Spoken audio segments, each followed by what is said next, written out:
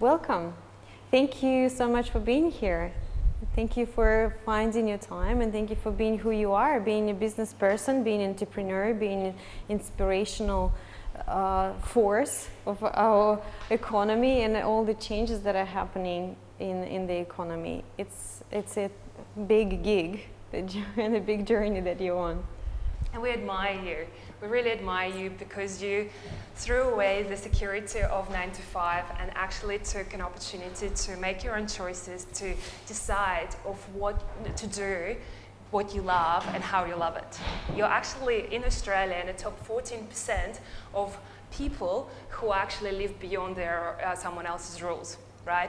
You rely on yourself, you rely on your motivation, on your skill set, on your inspiration, right? And we really admire that because who would agree that entrepreneurial journey is not that easy, right? It's unpredictability around each corner, it's ups and downs, it's actually, if you can think of massive wins and losses and successes and disappointments at the same time and sometimes during one day, right? Who's experienced that? And not only that, I guess it's literally you can compare it to like a crazy roller coaster compared to a steady merry-go-round of 9 to 5 job, right?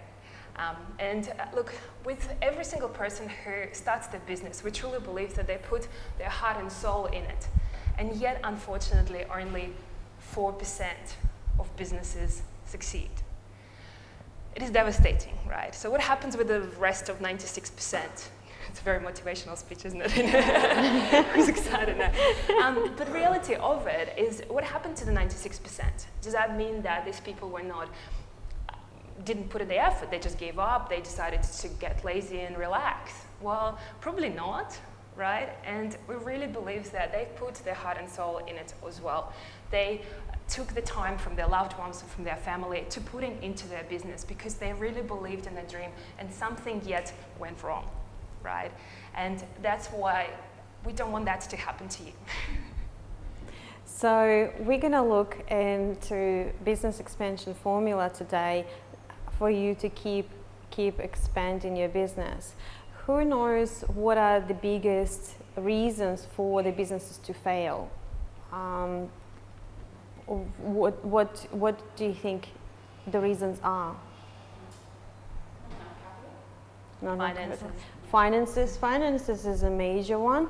So underestimating your journey or your financials, overestimating your capacity to go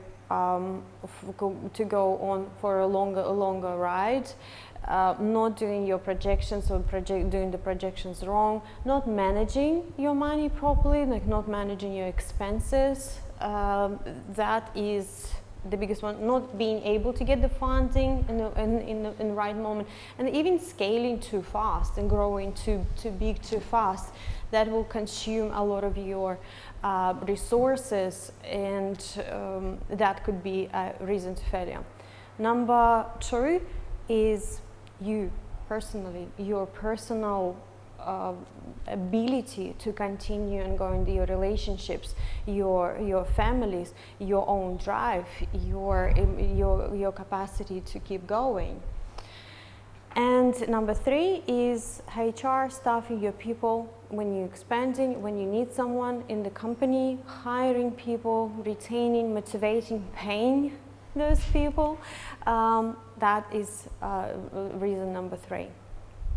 Only months ago, I was approached by a beautiful, inspirational, very talented businesswoman. So she was in tears and she was devastated. After spending 2 years of working on her business, she realized that she was ready to give up. She spent over $250,000 into developing a double-sided marketplace app that unfortunately her and business partner and the partner were ready to just throw a towel, and they were reassessing their future. So what happened? What happened is exactly these 3 reasons that actually unfortunately led her to this decision and to be in that space. First, she was not looking after herself.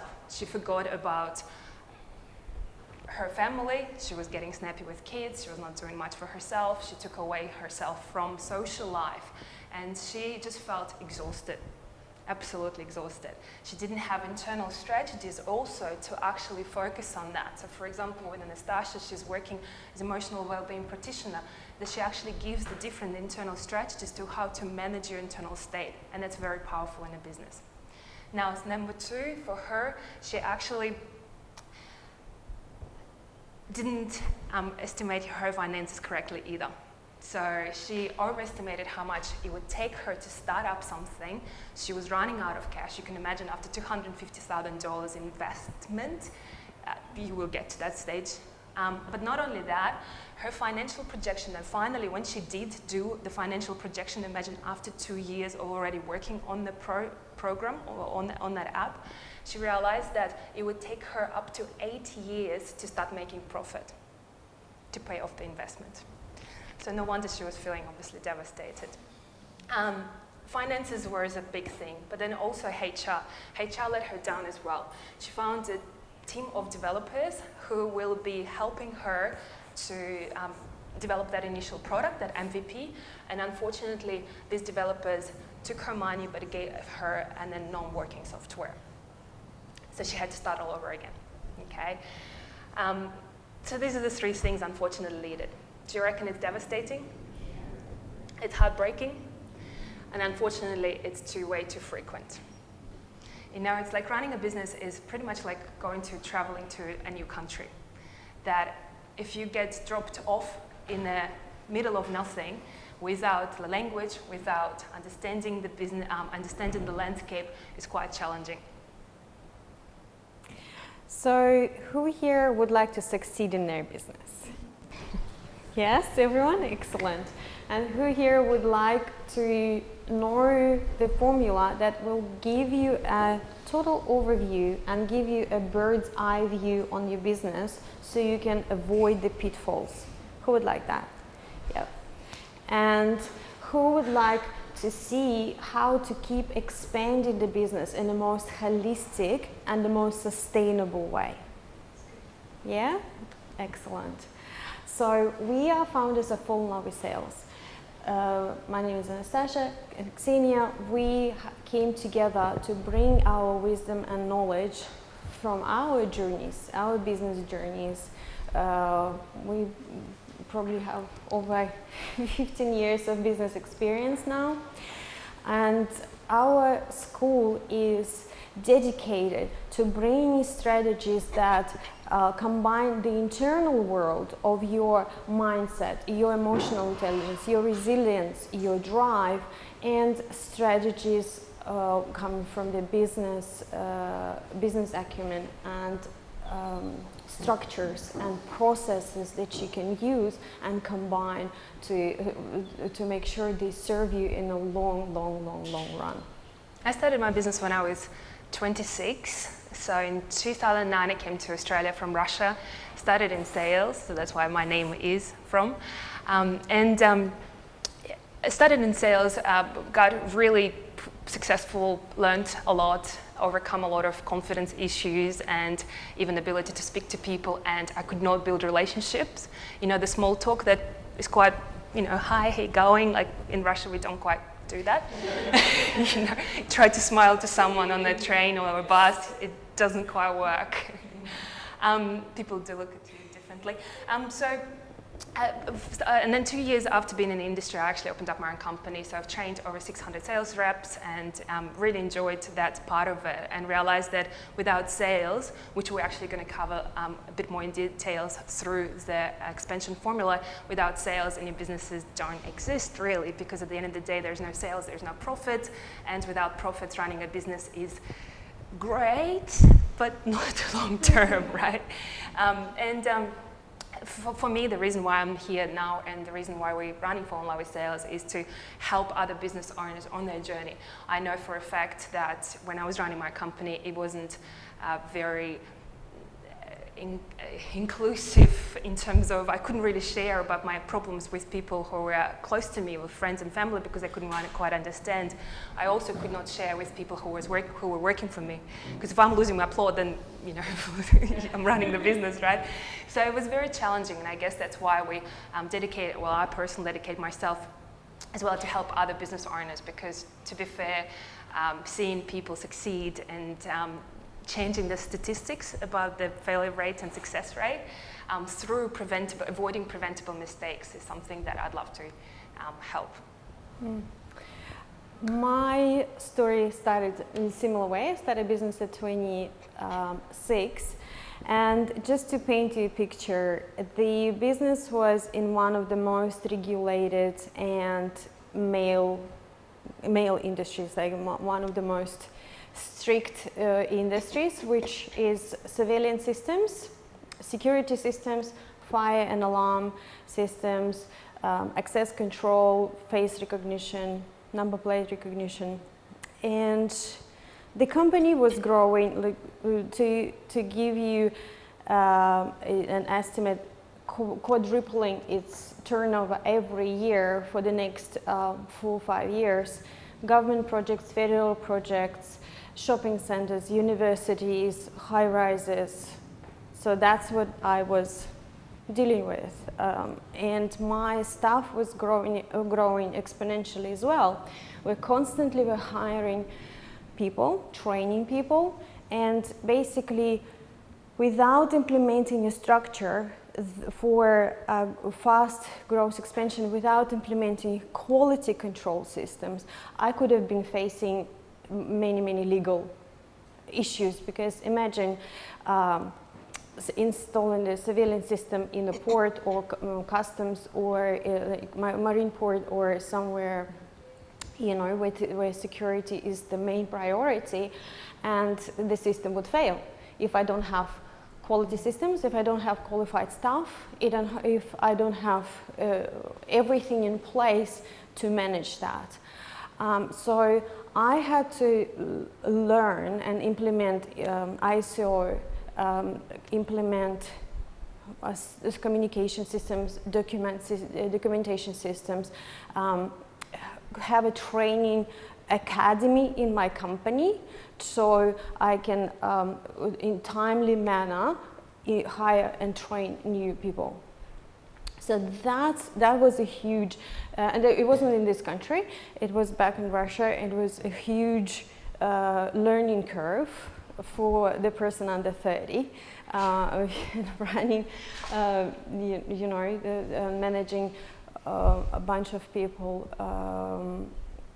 similar age, really. And then after I moved here, I had different businesses, from hospitality industry to wholesale to online businesses, where the structures and systems are very important. They become a foundational. So my main skill is actually seeing where the flow is and how to place a system so it follows the flow. And that's something we're going to share with you today. So just in the next hour, we're going to share with you, obviously, the business spiral expansion formula. Please take notes, become a sponge, learn, because the more you put in, the more you take notes, the more you discuss with each other, the more you will actually remember and retain. Because if you're writing it down, you're going to remember about 30%. If you're actually saying it out loud and discussing with each other and getting involved, you retain up to 97% of information. And we will get you to answer the questions for your own business. So during the next hour, you will be working on your own business as well. And we will get you to share in pairs as well, so you can, you can bounce some ideas of each other. So, who is familiar with the business cycle? Usually, you would see something like that. So, the beginning of the business, the maturity of the business, and the death of the business. That's the curve that we, this is the usual formula for the business growth. Or sometimes you can see, if you're lucky, sometimes you can see something like that. It's not that common to see. It's usually this is the curve. What we're going to introduce to you today is the spiral business expansion formula. So it goes like that. And we're going to get you through each element of the spiral and explain you how it works and why is it a spiral. Who would like to learn that? It's a brand new information. You have never seen it before anywhere, and you will not find it anywhere. So this is our IP. This is our copyright, Fall in Love with Sales. And yeah, please do ask us questions if it gets confusing. Yeah? So, I'll give it. Yeah, we're going to give you the formula just so you can share. Not each person will get it, so you can share between two people. Yeah? Mm-hmm. Keep talking. Yeah. Right. Go. Go. Go. Give you one. You guys can share. It's one more. Have one? So, Have one? Сега стало, да? So, first, in the middle, there's you. Woo. You can see? Awesome. So, in the middle, you. So, why is it you? Why are we placing such a big importance on you? It's up to you. Who else? You're responsible for your Mm. Mm-hmm. Without you, you don't have a business. Mm-hmm. You're the business. You're the Yeah. one creating it. Yep. 100%. Brilliant. You're all 100%. right. You are the source. You are the source of everything. However, how many times did you see business people being completely confused and trying to do this or that, trying to listen to one coach, one system, one theory, and just going into complete internal mess and inside and outside, being confused of who they are, why they're doing, and how they're supposed to be doing what they want to do. And it's very easy to do, right? Because you probably would agree, when you start, you have that vision and it does come from you. But once you get caught up into little details and the little to-dos and the little things to do that, post here, share there, have a meeting there, then you kind of get lost in that. And then you completely forget to go back to, well, what is my why? Why did I start?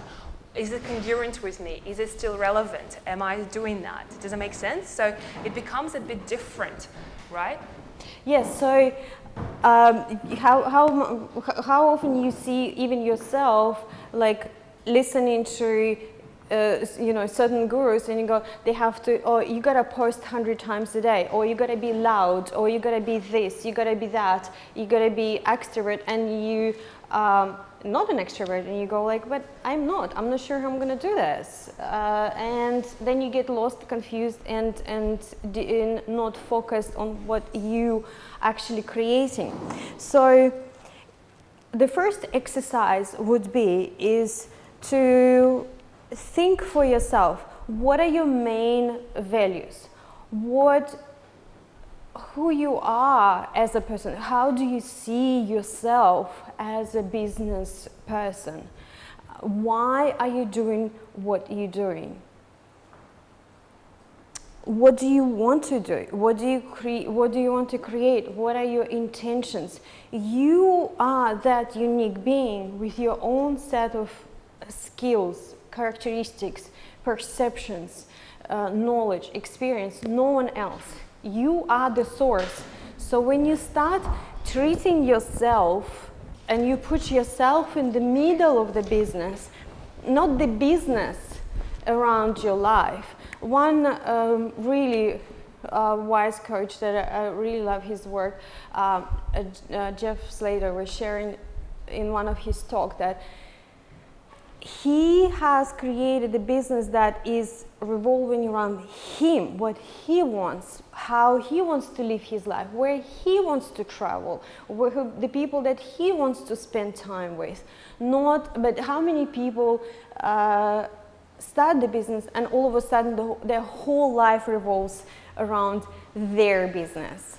There's kids aside, family aside, all the money gets invested into that, like the whole life starts, unraveling in that. And I can relate. Washing machine. When I opened up my company in 26, I actually looked back in 8 months. I have not been anywhere around the surface area where was my office in Surface Paradise Boulevard. And literally when we were going to sites, and then on the weekend, on a very rare occasion, probably a couple of times, I actually drove to the Mount Tambourine. That's it. So if you think about it, I was picking up the phone calls when it was 10 p.m., 11 p.m. My partner at the time was throwing my phone under the couch because literally I was constantly in it. I was planning at nighttime and I was in the office at 7 a.m. and coming back home at about 8 p.m. and keep on doing planning for the day after, because I had to train constantly and recruit staff and running morning meetings and whatnot as well. And I just realized that I didn't do that because I didn't set the boundaries of the business. I didn't set the boundaries of what's allowed, what's not allowed. What am I actually going to accept, right? What I'm going to say, no, this is a deal breaker. This is a non-negotiable. This is my rules. And I forget the fact that I actually the one who created the business, and I was feeling like I'm an employee of the business. And that's what, unfortunately, when that gets shifted and flipped, that's where the incongruency happens. Yeah, misalignment of your own values. So what we invite you to do now, just write down your 3 main values. When it comes to the business, your business life, your business purpose, what are your main 3 values?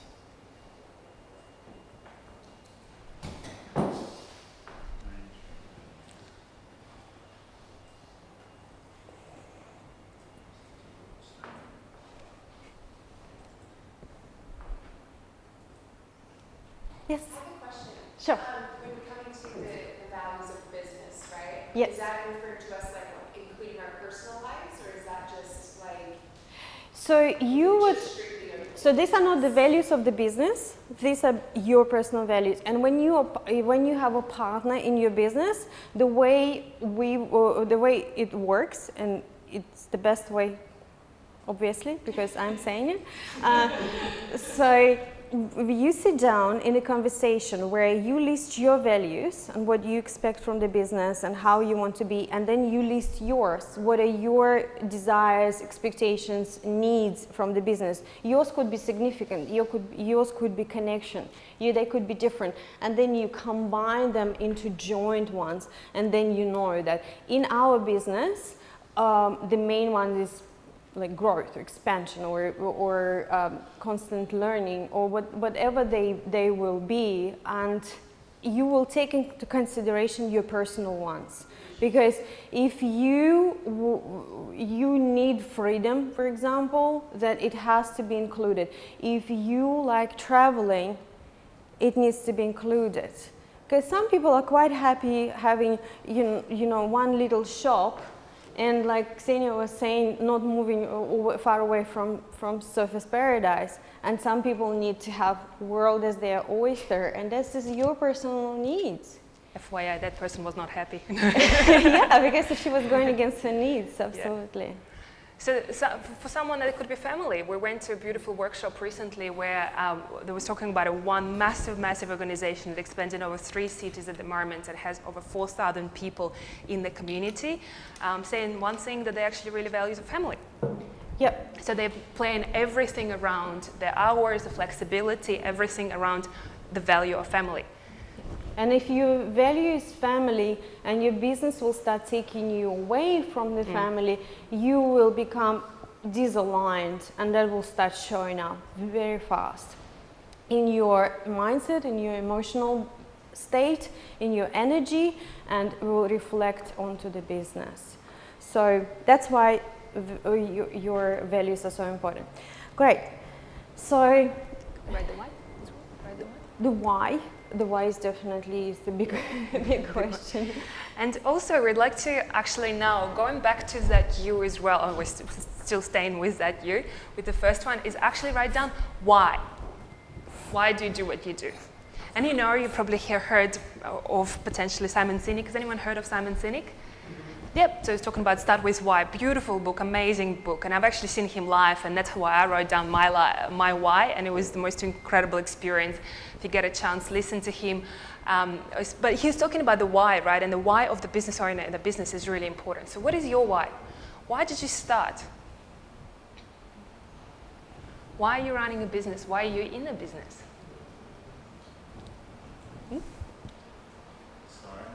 Sorry. And it could be anything. It could be just your why. It doesn't have to be changing the world, or it can be. It can be, you know, making X amount of money for X, Y, Z. You know, it's just completely, what is your why? Or maybe you have not thought about it. Maybe you just felt kind of by default in it, and you kind of really didn't dig deep. Yeah. And then what happened with you? Yeah, so if that happened, you need to start searching for it. And in my case, I kind of just fell into my business, and then I had to sit down with a consultant and really dig into the why and into the structures and how I would like it to unfold. So next one, we continue with our spiraling out. The next one is your vehicle. So how is it actually going to happen? You have your desires, you have your values, you have your visions, you have your drive. So what are you going to drive? What is your vehicle? So any legal consideration, any organizational considerations, admin, is it a partnership? Is it PTY Ltd? Is it just sole entrepreneurship? Are you going to have a location? Are you working from home? How does it actually look like? How do you deliver your goods and services? Is it a online business, or is it a product? So before we get into that, have a think about it. So imagine your business is your vehicle to achieve your why, to achieve your goals, to achieve your values, to achieve whatever you'd like, right? So what's the question is, what is the vehicle? What do you need in order to actually get you there, right? So some of you might need a vehicle of a Porsche. So for example, a really beautiful location, an office, you know. Some of you could have a Toyota, you know, or a Ford, you know. You can work from home, you can work from a co-working space, you know. You can just meet at cafes with your business partner. Or maybe it's a bicycle, or maybe it's just runners, right? Maybe you can just, off you go and doing your own thing and by yourself finding with minimal marketing, and that's okay as well. So what is your vehicle?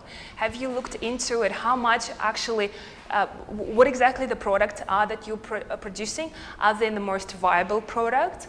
Are they competitive as well? And what's your point of difference in the market?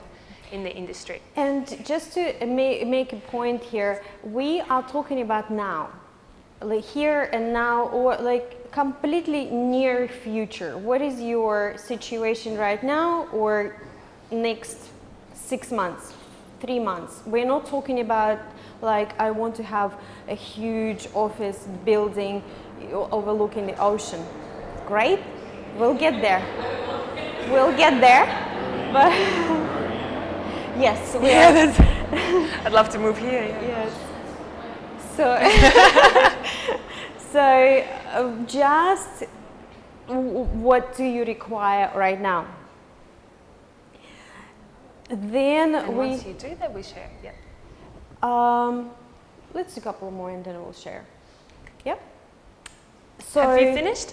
Write So have you written a couple down of for things? yourself what is your vehicle right now. How does it look like?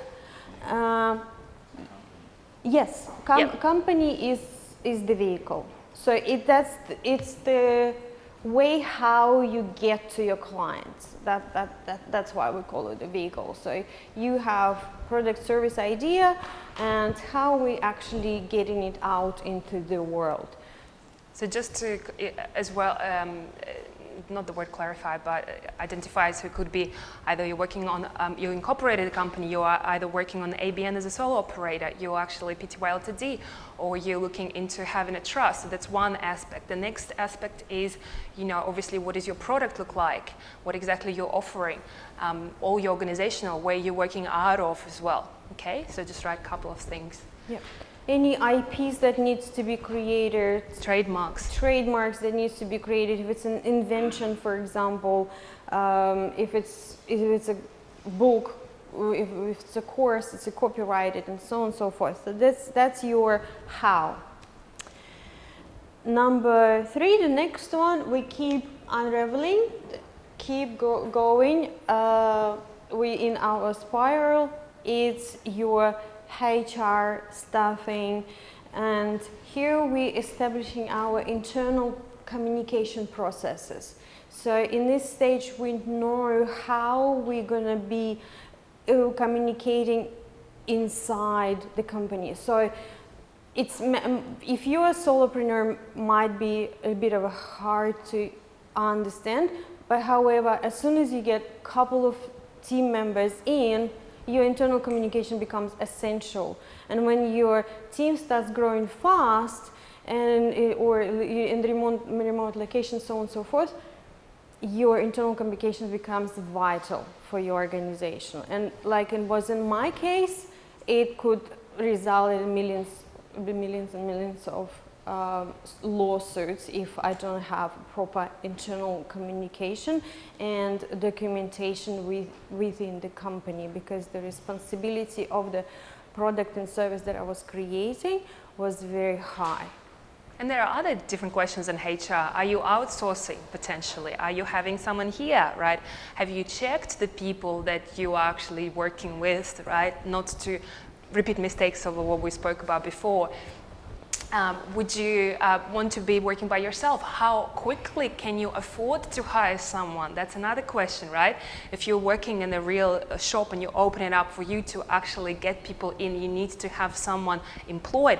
Are you able to afford that? What is the structure? Are you actually paying potential commissions somewhere? Are you doing contra deals with shares in exchange? Or you actually paying a wage, understanding that if there are no sales, the wage still has to go to people. Okay. So we invite you to write down what is your situation right now or in your near future. You are doing everything yourself. Do you need any special consultants in your, specialists in your business, or any qualifications that you need for yourself or for your staff? Are you outsourcing? Do you need to find subcontractors in your business? What is the situation is gonna look like or needs to look like for you to move forward with your business? Get shares after. We'll get shares because they are mostly. No, let's get shares now. Let's get shares. No, let's get shares here. And these two, and then these three.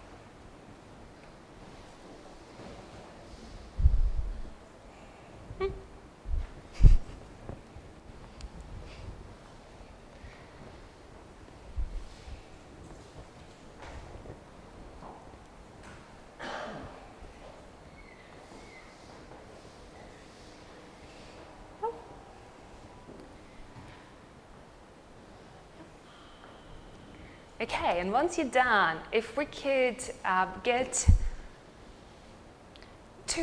in twos, and if you could share with, from the very beginning, from all the things that you've wrote down in you, okay, and then share what you have done for the for your vehicle and for HR as well as. So I invite you to stand up. So did you know that if you sit for too long, for 40 minutes, your butt goes numb and your brain goes completely dead? Yeah? So I invite you to stand up. If your butt goes... So just shake it off a little bit. And in pairs or in 3 people, in some areas here, just share about your business. What is your main value? What's your vehicle? And what's your staff situation or hiring people situation? Or maybe you are the only person, and what are your skills that you require to continue with your business? Okay? Great. Doing 3.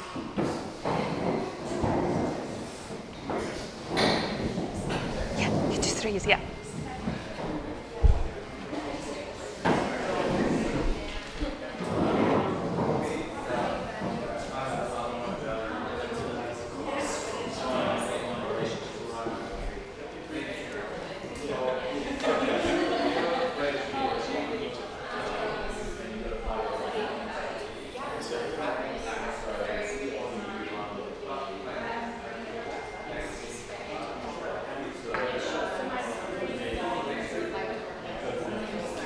And for people who are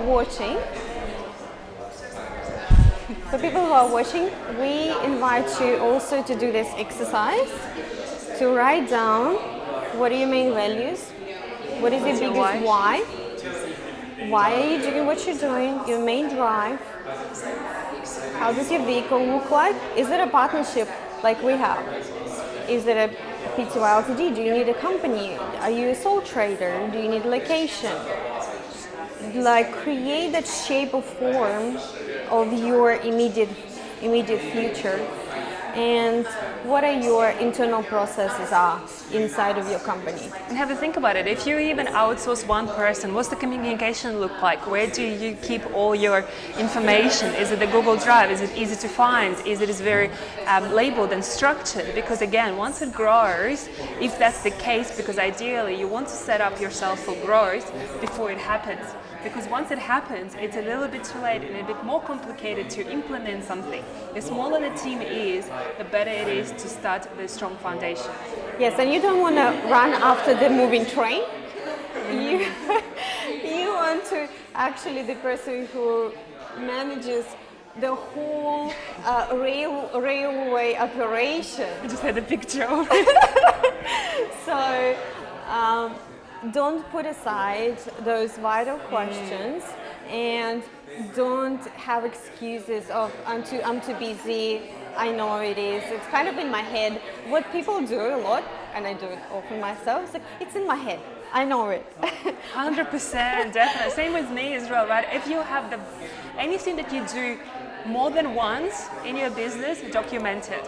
Document it, systemize it. So again, it's trainable, it's teachable. Like you were saying that you had a training academy, right? And that's something that we're creating as well within my company. And it is really, really important. And understanding that repeating the same thing is just a lost productivity, right? Not only that, is also keep in mind with the HR point about culture, right? And what your culture is like.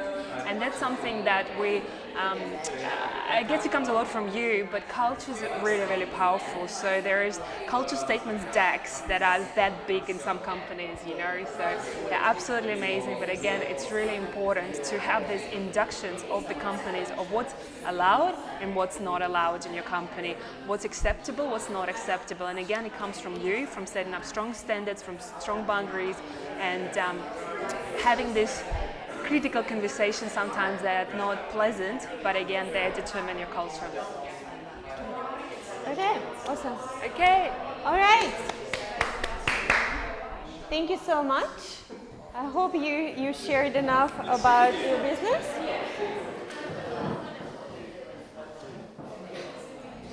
We're going to have a couple of more shares throughout the workshop, so you can, because often when we start speaking it out loud, it becomes clearer for ourselves.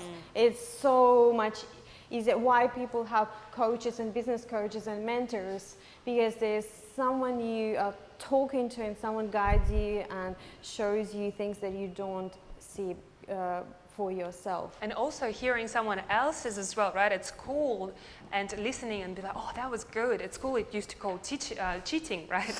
Now in business it's called modeling, right? So you actually should be doing that. The more you get ideas as well and actually assessing and thinking, oh, great, copy and paste. Yep. Excellent. So next one is very, very important and vital is your sales and marketing. And why are we saying so? Because we love sales. Our company is full of sales, and we are all up for sales. So, do you have a sales process? Sales? Do you have a lead generation process? How does it look like? How many business owners start a business and thinking, this is a great idea. As soon as I get it out there, it's just going to be, you know, swiped off. So everyone's going to grab it. I'm sure there are buyers out there. I just need to get it out there. And how many startups have failed because they haven't researched the market. They didn't check in with the customer. They didn't do their due diligence. And we had a consultation not long ago with the marketing specialist. And what did she say? She said, no matter what if you're not testing it, you're not marketing. You're not really doing anything. If you're not testing it in the market, no matter how brilliant your idea is, no matter how you're impeccable everything, your product or service, if you're not testing it with the market, this is not a business. You're not doing what you're supposed to be doing. And also understanding that the sales obviously brings revenue, right? So thinking about it, okay, so who is your target market? Now that, by the way, just mental note, it can change, right? But at the moment, who is your market? Who is your customer? Who is the person who you're working currently with and who you want to be working with as well, right? That could be different if you only started up or it doesn't have to be. Also understanding that what marketing strategies do you have? Do you know which channels they come from? Do you create repeated clients? Do you ask for referrals? Do you create gifts as well and turn them into referrals? So making sure that you sell to repeated customers, right? This is something that we really talk about a lot. And knowing your numbers of how many leads, how much conversion rate you need to have, how much customers you need to have yearly, how much do they purchase of you per year. So understanding these numbers are very crucial, okay, for you to track what are the sales like in your business, okay? How often do you have sales, right? What else can you do in order to get more sales?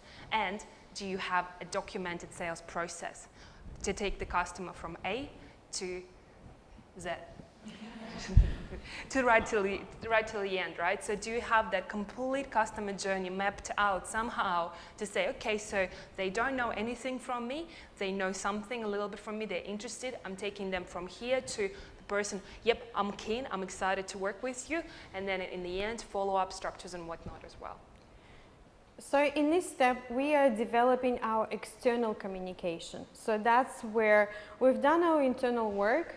We know who we are, we know what we want to create, how we're going to do it, and here we're getting out into the world and developing channels, how we are communicating to our client, what do we say, how do we say it, and the main thing is here to remember that yes, your customer could change. People do get a little bit stuck on the question is what is my customer avatar? And it's like not knowing or wanting all at the same time, or seeing the gap of what's my current customer versus my ideal customer.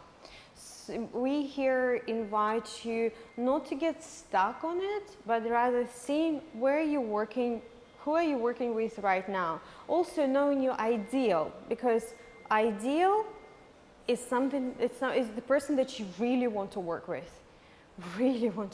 And it gives you so much joy and so much happiness and so much expansion working with that person. Might not be the reality just yet, and don't get concerned if you change and pivot all the time, because the business is not meant to be fixed stuck box that you exactly know what you're doing at this particular moment, and you know what you're going to do next moment. It's constant, ever-changing discovery. To give you an example, there is a startup that we worked with, alongside with, and it was a software for hotels. So first hotels they were working with and providing early check-ins based on their occupancy. So first hotels were bed and breakfast, right? But now they're moving into different market, which is Fortune 500 big hotels chains, right? So it's Marriott, it's your, Hilton. I'm just trying to think of one of the big hotels. But yeah, so massive chains of hotels. Now, it changes, right? Now, the ball game is different, the sales strategy is different, and it's okay. But again, initially, they started with that. So you can see how the customer can change as well, the company that you're working with. And you will see why is it a spiral, just going a bit ahead of ourselves. Why is it a spiral? Because here, what we're discovering now, who our customer is. And with the example with this client, we're going to go through the whole loop again. And that's when your customer could be different, because you have changed and you have expanded. You started off with friends and family, and then, in 1 year time, your customer avatar is going to be completely different. It's going to be small-sized businesses. In a couple of years' time, it would be large corporations. So that's why you cannot get stuck or fixed on certain ideas, and be ready to keep expanding and keep changing. Okay? So we invite you to write down, what is your marketing and sales process right now? How do you actually go out and find your clients? How do you market yourself? How do you present yourself? What do you say to them? What are the channels that have not been tapped yet? What are the untapped avenues? Can you think of something that you have not utilized yet?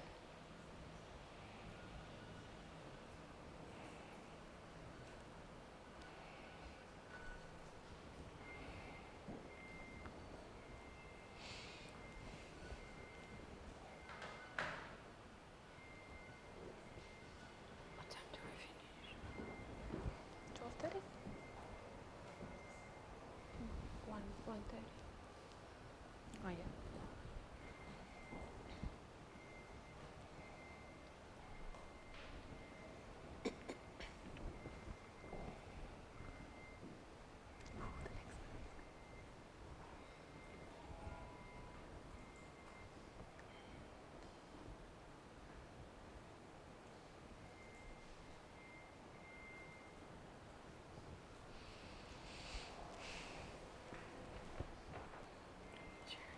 Can't wait to go through this.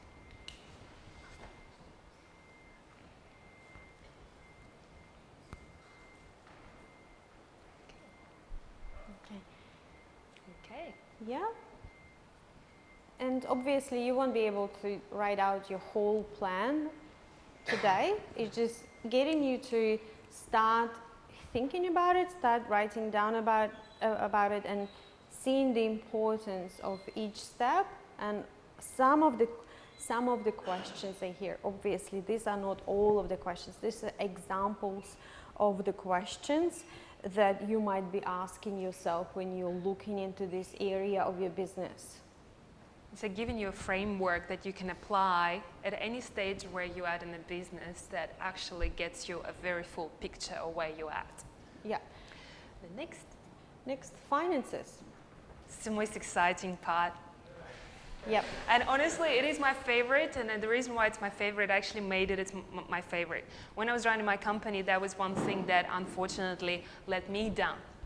That I did not, I used to run a belief that I did not like spreadsheets, I do not like numbers, I'm not that type of person, I love talking to people and things like that. Unfortunately, as a business owner, it's just that excuse just doesn't work, right? And if you don't track your expenses, if you don't track how much profit you have coming in, you don't track your advertising costs, your people costs as well, very, very soon you can be in a situation where you don't want to be.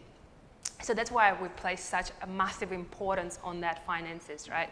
So when we actually, one thing that we haven't mentioned, when you're starting up with you, understanding what's your, if we backtrack it, what's your financial runway? So when you're starting up, let's say for example, you just started business, understanding how long can you last to live, to have food, to have a shelter, roof over your head, right? Beautiful home, sorry. Like have a roof over your head before you actually start definitely need to make profit, right? What's your that financial runway? What if the tough times happen? How much do you have put aside, right? It's crucial questions, because at the end of the day, there's a lot of businesses fail because of that, because they don't anticipate the tough times. They also don't anticipate how long it will take them to get this first customer or to get really ramp up happening with sales. We have compared it to a camel. Camel has this fat supply and they're going through the desert. So sometimes for a startup entrepreneur and a business owner, it's going to be like walking through the desert for a long time, especially if it includes product development. A couple of years ago, I was working as a consultant for the startup, and we were taking the idea of the invention to the market, from the idea to the first, and we brought it to the first kind of seed investment, to the prototype. But then it didn't get any further because of the few reasons. First of all, the inventor, the person who was in driving force, his attention went elsewhere. He just had so many other ideas and so many projects, and obviously being a source of this invention, as soon as his interest dropped away, attention went, the whole business idea dropped off. But also the financing. We had a certain seed investment to bring it to prototype, but to get to the market, what we have realized that to get a prototype, it's enough like $50,000, but to bring it to the market, you would need 2 million and more, and that money is very, very hard to raise unless you have a very solid product, very solid invention, and you can prove it with your figures that it's going to be sellable. Otherwise, investors just not going to give you money. So that kind of died on its own. You also need to know your finances. You can't trust someone else to do that for you, and as much as have amazing accountant, you need to double check, and that's something that one of our clients, actually a property investor, had a massive issue with, because she was just trusting the accountant and bookkeeper, and unfortunately it cost her so much money. Again, that's not paying enough attention to finances. What's your profit margins? Is it big enough? I was telling you that example of that businesswoman in the very beginning. It was just the margins that they were taking off each sale was just not viable, right? So they had to rethink the business model. So how much is it? How much can you afford out of that margin spent in advertising? And how much do you need for advertising? When we started, I had a very naive idea that in order to have a workshop full of people, well, you can probably put about $20 on Facebook advertising, 50 maximum. We're going to be good. It's great content. It's going to be awesome. And to our surprise, when we started working with to my surprise, with a Facebook specialist, you have to spend $100 per person to bring people into the room for a free workshop. Because it's about $25 per person, but only 1 in 4 will show up for the free workshop. And I went, $100. And I had to rethink the whole strategy. So, and that kind of, yes, that's made us replan our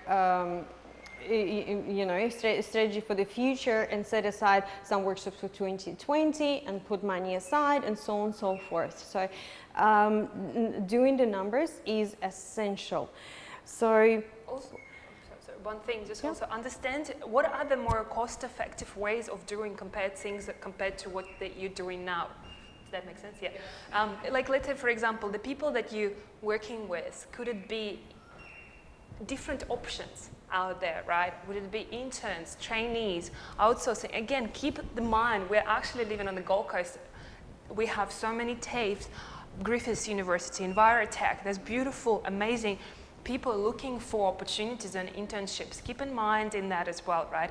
Or there could be, for example, advertising. Again, if you already sold to someone, it's so much easier to sell to them again, right?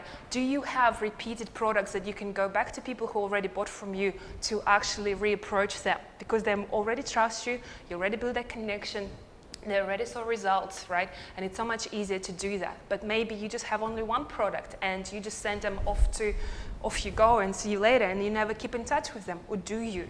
And how can you better? So write down for yourself, where are you at with your finance? Just being honest with yourself, where are you at financially, how much money do you need to continue with your business, to expand it, how much that, fat supply do you have to keep going in case something goes wrong, and what can you do, what can you put in place, what maybe financial management systems you can put in place, how do you monitor your expenses, how do you do your projections, what are your KPIs. Just have a think about your business for a minute now, and write down for yourself what is important in this area for you.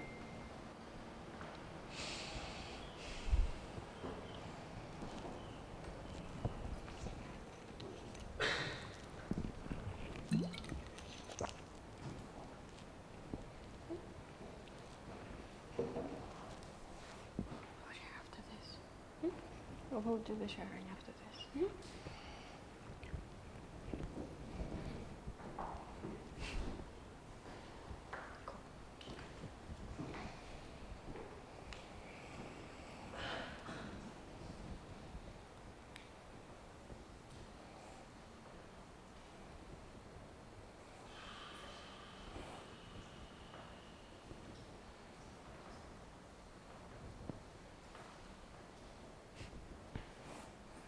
I understand it all comes down to us again, right?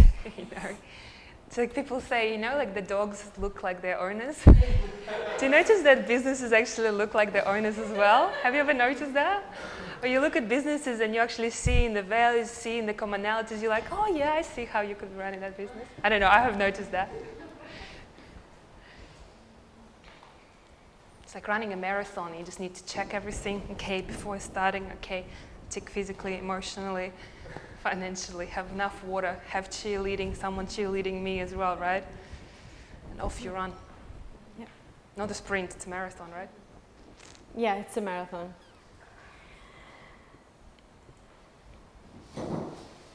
Okay, wonderful.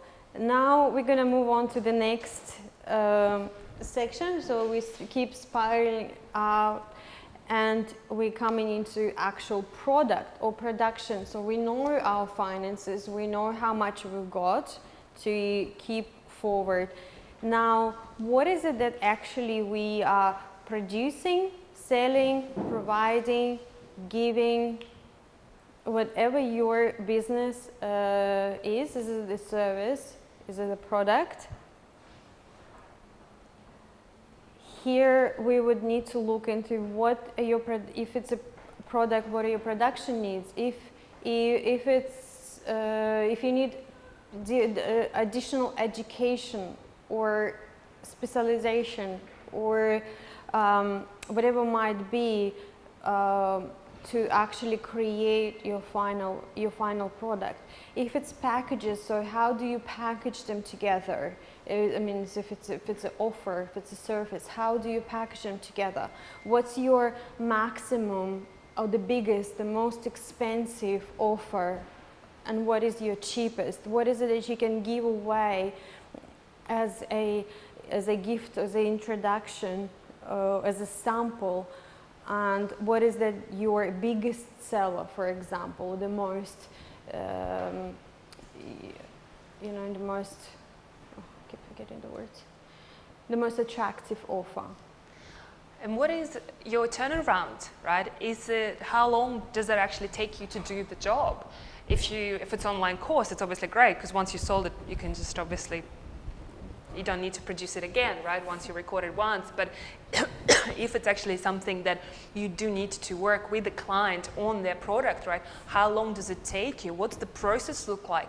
How does their communication goes along during that process as well, right? Is it 6 weeks? Is it 2 weeks? How do you keep in touch?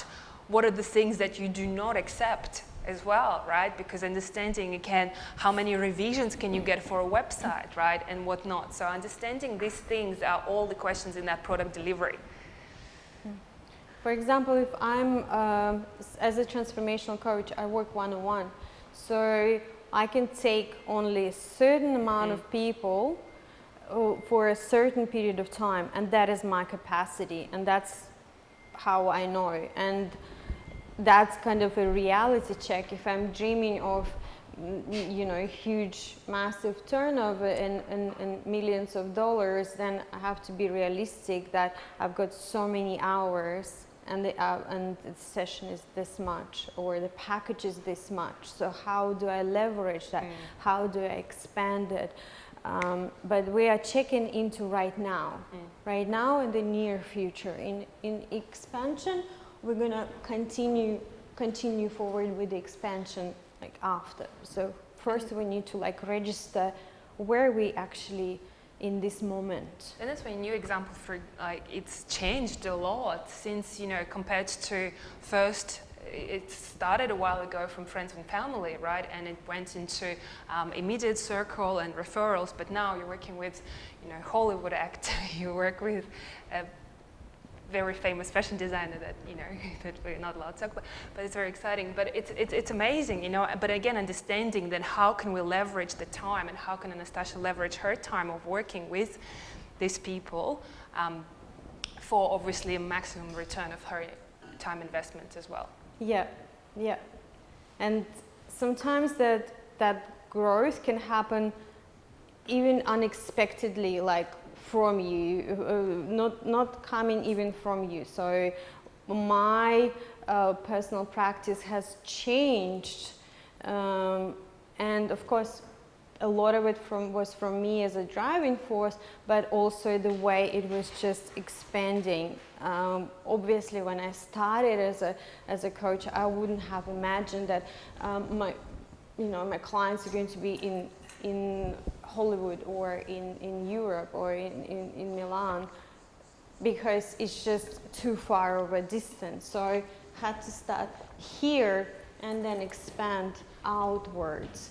So the main thing is, and that's where it gets a little bit confusing, because people are dreaming of the big visions, and if you go to business development workshops and seminars and you get inspired to have bigger visions.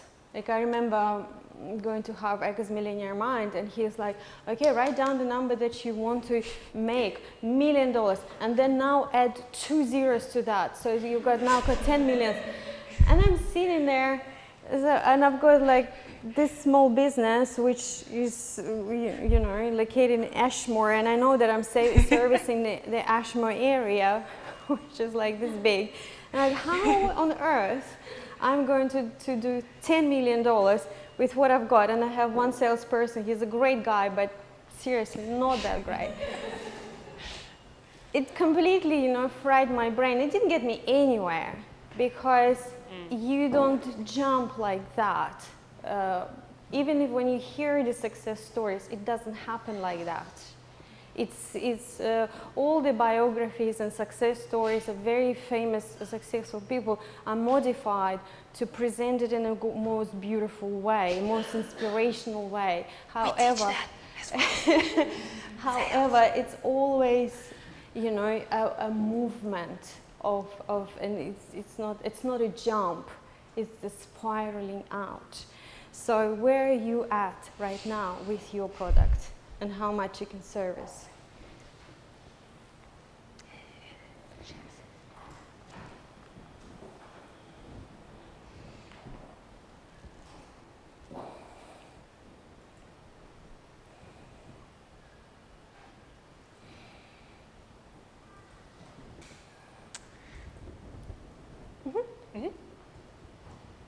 And now we invite you to share amongst each other. After you wrote about your beautiful product, you are super inspired by what you do and how you show up in the world. And now we invite you to share. So from last time we did Sales and marketing. From sales and marketing to finances and to product delivery. in the product delivery. So in those three areas, if you can share quickly where you at, what do you do, how you sell it, and where you financially at the moment. Okay, and you got 5 minutes. No, 3 minutes. 3 minutes.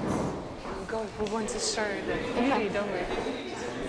And because you don't have a piece of paper in front of you, that's actually how this beautiful spiral business expansion formula looks like. So as you can see, we've been talking about the swirls, and each swirl helps you to unravel next level of expansion, right? And it consists of 8 segments, and each segment has a very unique set of questions that is tailored for your business. Yes, to uncover each of the areas. And so what happens after we come to the 8, we start again from number 1. So once we uncover this section, we go back to you. Where are you at right now? Who are you? What are your values now that you have achieved, that you have this traveled through this journey already? And then we're going to start reassessing every section of your vehicle, your HR, your staff, and your sales and marketing all over again. And again, understanding that each aspect of it exists at all times. So you need to be checking in with about you all the time at each step of the way as well. Because you don't know, life happens as well. You can actually change your life circumstances. Your values can change because you are out of a sudden have a family. Like we spoke about in our partnership of our timelines and where we want to be in 2 years, because, you know, being women, we're talking about, you know, having family, having kids and whatever. And then all these things have to come into the picture. Consideration, absolutely, because Travel, our anything. business will change if we are going on maternity leave. Our business will change, and dynamics will change, and the time that we can give to the business will change. So being aware of these questions and not ignoring them and not putting them aside, kind of not putting aside to solve it when it shows up, but being present now and planning into the future, that what will give you that overview and understanding and give you an opportunity to step out of the business. Everyone dreams about stepping out of the business, not being in the business, and that's what you do when you look at it from the above and plan into the future. You step out. And that's why it's so powerful to have consultants, to have people actually working with you, because they help you they almost pull you out of day-to-day list and actually say, hey, this is the bird's eye view of your business, right? This is where this at. This is where you're at. Is it congruent with you? Hey, are you still there? You know, because it's so easy to get fragmented in all and just get torn apart to all different Yes. areas, right? So you definitely constantly need to pull yourself in and elevate. Yes, and you can work with us if you need assistance in your business. We are available for one-on-ones. We have coaching packages. We come to the companies and work with them. So yeah, leave your comments, leave your questions. We are always available. And we're going back. Yes. All right. Did you have a good share? Ooh. Woohoo! What acoustics here. Thanks so much. I hope you inspired another person with your business and your idea and your product or service. And we're gonna move to the next one, which is not very obvious but essential for the business expansion.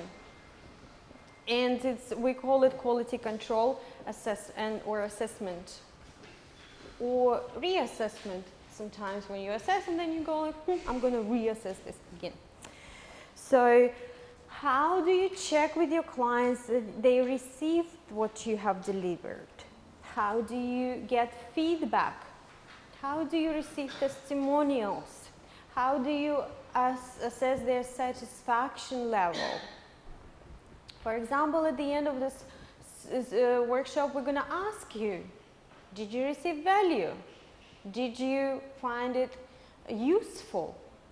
We want to check in with you that what we deliver brings value. In our head, it looks really great. We don't know how it looks in your heads. So checking in with your client, with your customer, and how do you measure your success? What are the indicators that you have done a great job or we've done above expectations? How do you put systems in place to ensure the constant improvement of your processes? Because the life is a spiral. The life doesn't stay stagnant, it always moves forward. As soon as you stop, you start deteriorating. So the same with the business, the same with your product or service. What are the systems in place for improving it continuously? Do you need to continue your education? Do you need to bring, if you're a healer, do you need to bring new modalities in? Do you need to bring some specialists in your business to deliver more products of better quality? Also, what do your customers want? Maybe again, the thing that you thought that was amazing actually didn't go as well as something else that you kind of thought, no, yeah, that could be all right, but surely not really going to be that popular. And you find that there's a massive market for that, So again, how do you find out which is the best, most popular in your customer's view, not yours? So in this section, you start putting documentations in place. Whatever the quality measurements, your standards, you will start putting them in place. For example, you're doing website, you will start documenting that your website from the beginning till end, it's 3 weeks, and that's your standard. That's your standard procedure. It's your benchmark for your future expansions when you start hiring people and you start hiring specialists. To create a design, it takes that much time, that many resources. This is your standard. It becomes your quality benchmark. And how do you improve from there? So every step of your production process or servicing process, you need to have certain standards and benchmarks.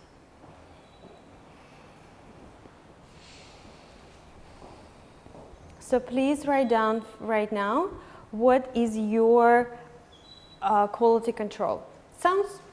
It doesn't sound too attractive, quality control, but you can call it anything. You can call it improvement department, innovation, innovation department of your business, that corporation that is you.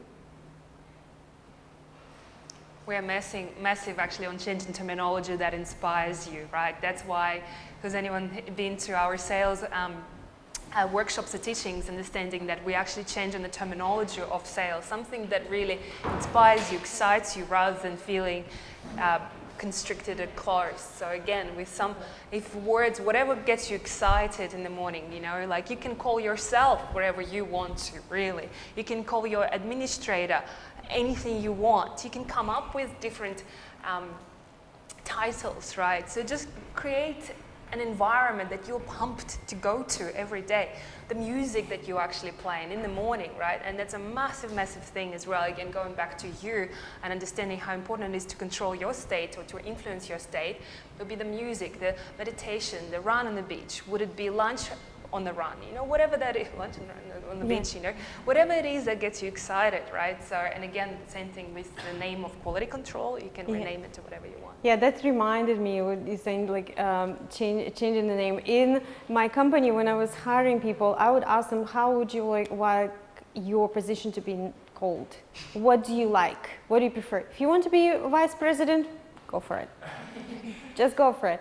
Because to me, what's important is not how you're called, what you do, what your talents are, and how you're gonna, you know, create in your area of expertise. So yeah, I had, you know, business development managers and vice presidents and big titles, because that's, in that moment, for a young specialist, the significance, the recognition was important. So not being stuck in the names or very fixed structure. So how it's been done 50 years before you, it doesn't matter, because you are again, you are the source, and being the source, you can do whatever you want. Just speaking of that same sort of thing of changing terminology, I'm sure most people are aware of the continence aids in aged care. Some of the girls I used to work with would call them nappies, which is disgusting. But now that I'm working for myself, when I'm with my clients, we call them fancy men. Oh, like getting goosebumps. See? And it's fun, you know, it's light. That's what you want. Yeah. You want your business. Why do we call expansion of business with ease? Because we want it to be easy inside and outside. We want our journey of the business to be smooth, and we also want to be feeling as well at ease and at peace and at fun every single day, because we do not create business to create another burden on ourselves. Why would we want that? We want it to be amazing and fulfilling and fun and incredible and inspirational and ever growing, and being the source of joy for us. And that's why that you in the center is so powerful and so important. I remember the very first business specialist I worked with, and she really changed my world at a time. It was amazing. She actually was going to the companies, to the business owners, and saying, okay, so what is your hobby? What do you like? The guy was golf. She's like, all right, great. Let's have a little mini golfing range in your office. So you can actually think in playing golf. Oh my God, he was so happy. He was like, wow, can I do that? She's like, it is your company, right? But you don't think that, right? For me, for example, she came into my company. She's like, nothing says that you're from Russia, anywhere. And it's true, it was not reflecting who I was. And, you know, it was other things that happened, and it was interesting, you know? So it was actually true. So again, understanding that you are in the middle, whatever inspires you, who you are. So if someone walks in, how can they feel you? There's awesome music pumping in my office. Beautiful. And the step number 8 is your feedback, customer service, your PR. So basically what happens after you have created your product, you created an idea, you know how to implement it, you sold it to the customer, you know how to market sell, you know that they got it, you have quality assessment, reassessment in your company. So what is your process after the sale? How do you receive, again, feedback and testimonials here, but also how do you service? Is there some kind of a maintenance program? Is there after sale care? Is there going to be a second product, repetitive purchase? What is like your purchasing cycle in your company? And how do you maintain that relationship with the customer? You're probably aware that to get a new client, what is it? It's what statistics like 8 times harder than sell to the previous customer. So it takes 8 times more effort to acquire a new customer than retain one and have a repetitive purchase.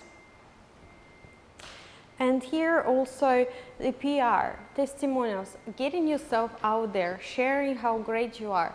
It's a skill that requires a bit of a practice, especially for some people. Advertising themselves is not easy, and being your own, TV, radio station saying, I'm so great, oh my God, such a great service is such a great product.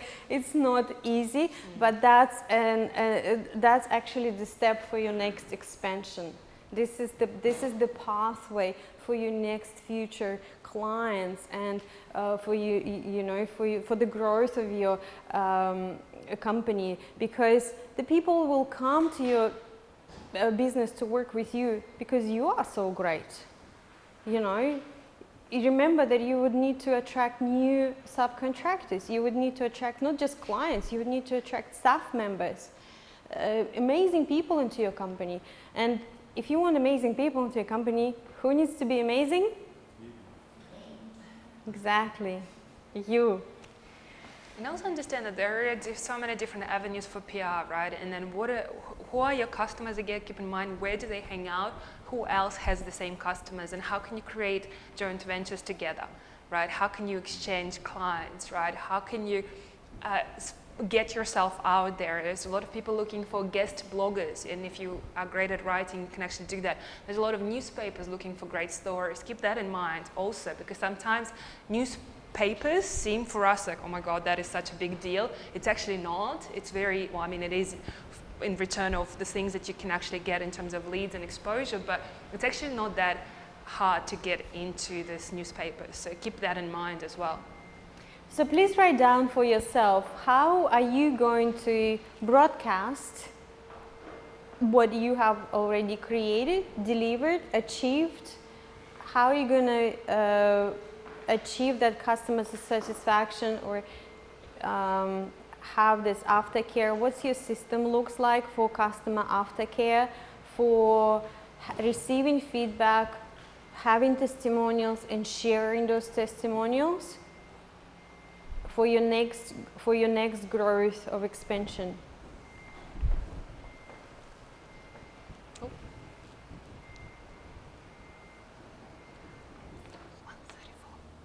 134. Okay. And what happens here is the interesting moment is that you achieve this point of product delivery, and you went through your product customer satisfaction, checking in with your customer, and then we're gonna start the whole spiral all over again. And that's why there's constant growth and constant expansion, because you are here after you've completed even your first sale is not the same person who started your business in the very beginning. You, that person that completed hundreds of sales or service deliveries, is not the same person who was in the very beginning. You're going to have a different set of values. You're going to have a different vision. You're going to have a different mission or purpose. It could be very similar. However, there will be changes. There will be more confidence levels. There will be more proof. There will be different financial situation. There will be different process. You might have already staff members. You will have maybe freelancers or subcontractors and so on and so forth. So you are going to be in a completely different situation. That's why you're constantly checking in with yourself. Yes? Brilliant. So We don't have time for much longer. We can go on for the whole day, of course, obviously. But who today found this formula valuable? Extremely. Yes? Inspired me to it. You got me very pumped. It's much better than knowing that you're going to end up here, right?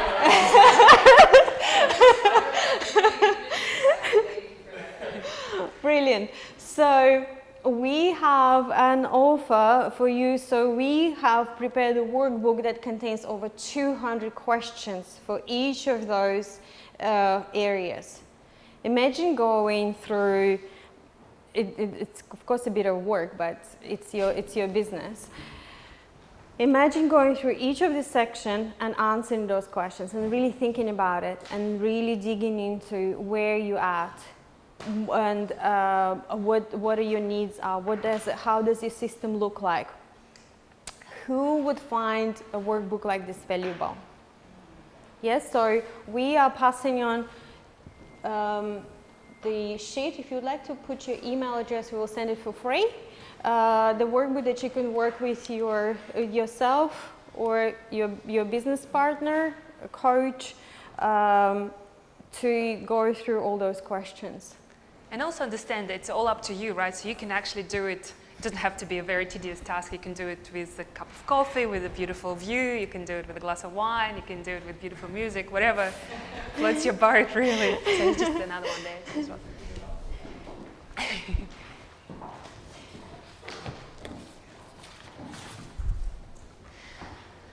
Great. And we also have a Facebook group for women, follow Sales Queens. We invite ladies here to join us. We constantly share content and educational web classes. We invite specialists in different areas, like we had marketing, copywriter, LinkedIn specialists that we teach and train people. So we invite you to join us, and whoever completed the email address, we will send the workbook.